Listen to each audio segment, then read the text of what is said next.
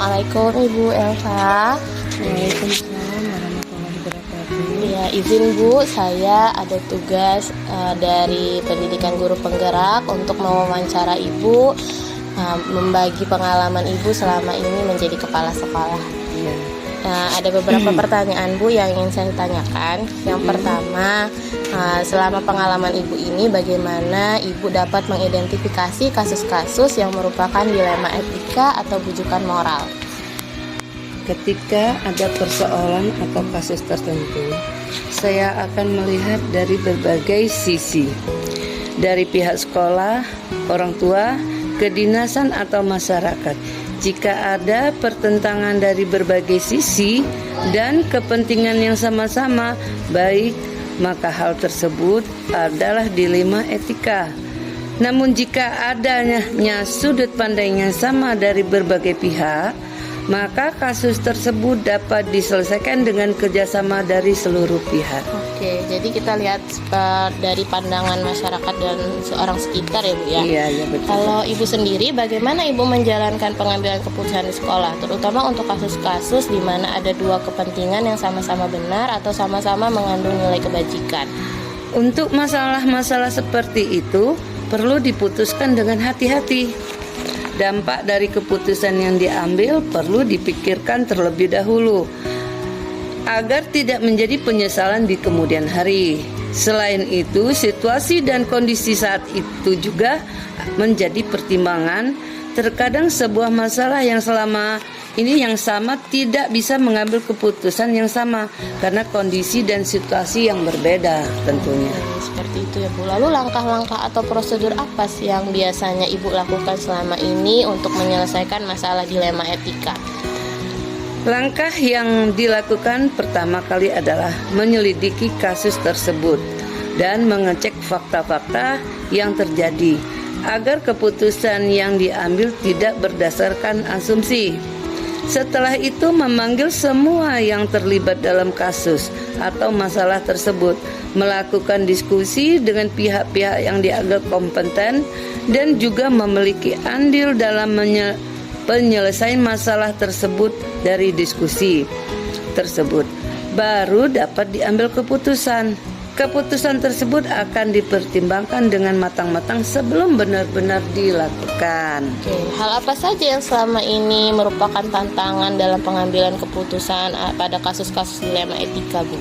Tentu saja yang menjadi tantangan adalah ketika melakukan pengambilan keputusan. Oleh karena itu, keputusan perlu diambil dengan hati-hati dan penuh tanggung jawab. Oke, hal-hal langkah yang efektif, yang Ibu anggap efektif dalam pengambilan keputusan pada kasus-kasus dilema etika seperti apa?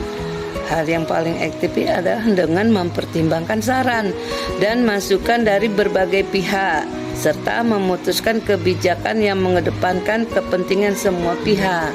Oke, ada jadwal atau tata cara tertentu tidak Bu yang Ibu buat untuk menyelesaikan kasus-kasus dilema etika? Ada, tentu saja kita punya jadwal rapat bulanan, rapat semester, rapat tahunan untuk mendiskusikan masalah atau persoalan yang sekolah yang dihadapi dalam keseharian. Namun untuk kasus persoalan yang membutuhkan penyelesaian secara tertentu perlu diputuskan dengan segera tanpa menunggu jadwal yang telah ditentukan. Adakah seseorang atau faktor-faktor yang selama ini mempermudah atau membantu Ibu dalam pengambilan keputusan dalam kasus-kasus dilema etika? Selama ini dalam mengambil keputusan saya melibatkan warga sekolah, khususnya guru.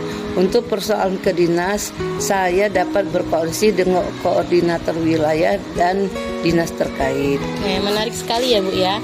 Terakhir Bu, dari saya, dari semua pengalaman yang sudah Ibu dapatkan selama ini menjadi kepala sekolah, pembelajaran apa yang dapat Ibu petik dari pengalaman tersebut?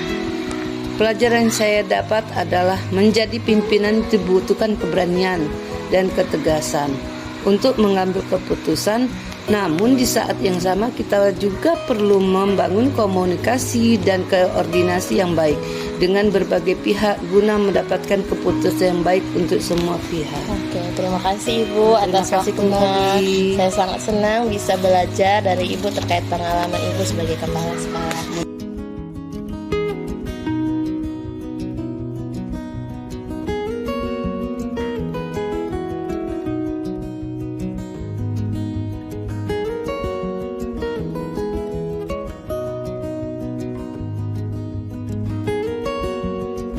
Assalamualaikum warahmatullahi wabarakatuh. Waalaikumsalam warahmatullahi wabarakatuh. Selamat pagi Bapak Yasin. Selamat pagi Bu. Apa kabarnya Pak? Alhamdulillah sehat baik Bu. Ya,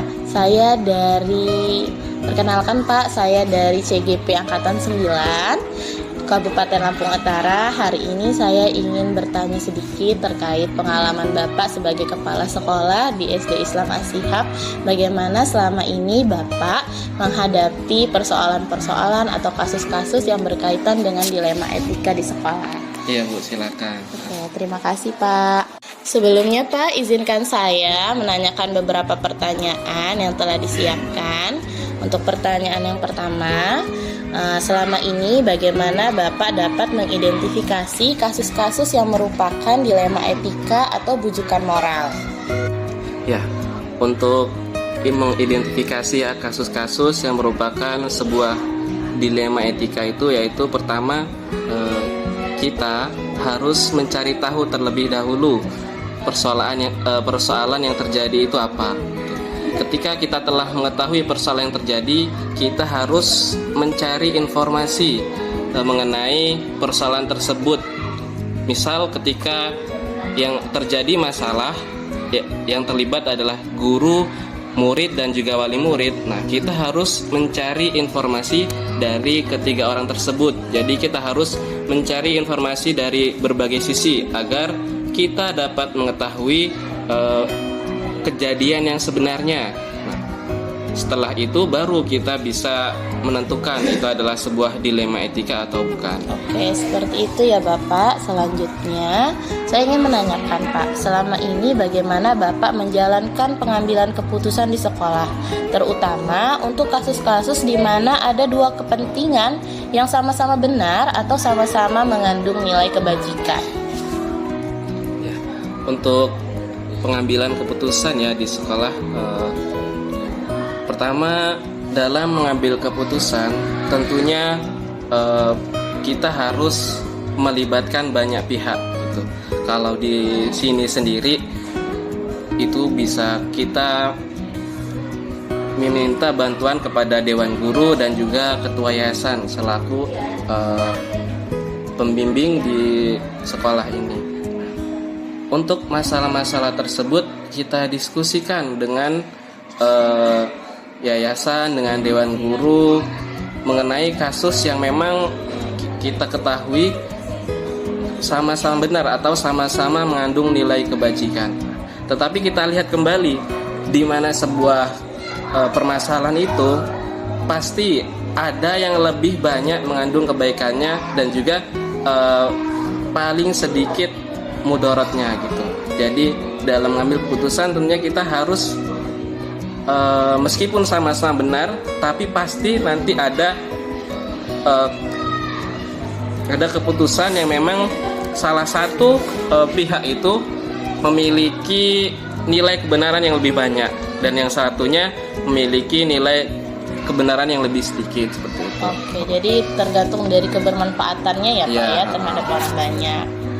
Langkah-langkah atau prosedur seperti apa yang biasanya Bapak lakukan selama ini dalam mengambil keputusan?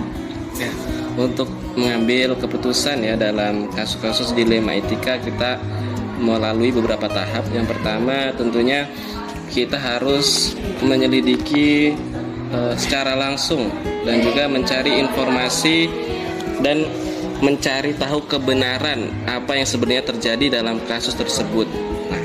Selanjutnya, setelah kita mencari informasi dan juga mengecek fakta dan kebenarannya, kita panggil orang-orang yang terlibat dalam kasus tersebut untuk melaksanakan diskusi.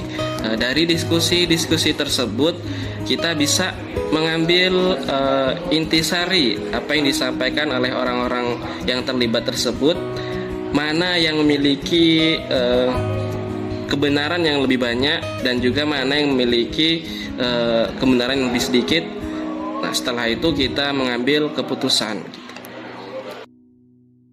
Untuk Bapak sendiri selama ini, langkah apa yang Bapak anggap efektif dalam pengambilan keputusan pada kasus-kasus dilema etika?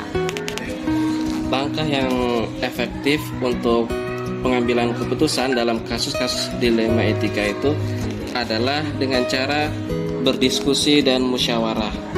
Pertama, kita harus berdiskusi dengan orang-orang yang terlibat dalam permasalahan itu, dan dilanjutkan kita musyawarah dengan organisasi atau dewan guru dan juga yayasan kalau di sekolah kami sendiri. Oke. Baik Pak, selanjutnya apakah Bapak memiliki sebuah tata cara atau jadwal tertentu dalam sebuah penyelesaian kasus dilema etika? Apakah langsung diselesaikan di tempat atau memiliki jadwal untuk menyelesaikan, bentuk atau prosedur seperti apa yang Bapak jalankan? Baik, untuk jadwal ya, di sini sendiri kami ketika ada sebuah permasalahan, misal kasus dilema etika, tentunya kita melihat lagi kasusnya itu termasuk dalam kasus yang ringan atau kasus yang memang agak berat gitu. Ketika kasus itu ringan, maka sebaiknya langsung kita selesaikan di hari itu. Apabila itu kasus yang memang agak berat, tentunya kita perlu waktu karena kasusnya agak berat. Nah, terutama waktu itu kita gunakan untuk apa? Nah, untuk mencari fakta-fakta yang terjadi, mencari opini-opini dari orang-orang yang terlibat dalam kasus tersebut, baru kita bisa mengambil keputusan dan menyelesaikan kasus dilema etika itu. Adakah seseorang atau faktor-faktor yang selama ini membantu atau mempermudah dalam mengambil keputusan di kasus-kasus dilema etika? Untuk orang atau faktor-faktor sendiri tentunya ada ya dalam membantu mengambil keputusan dalam kasus-kasus dilema etika.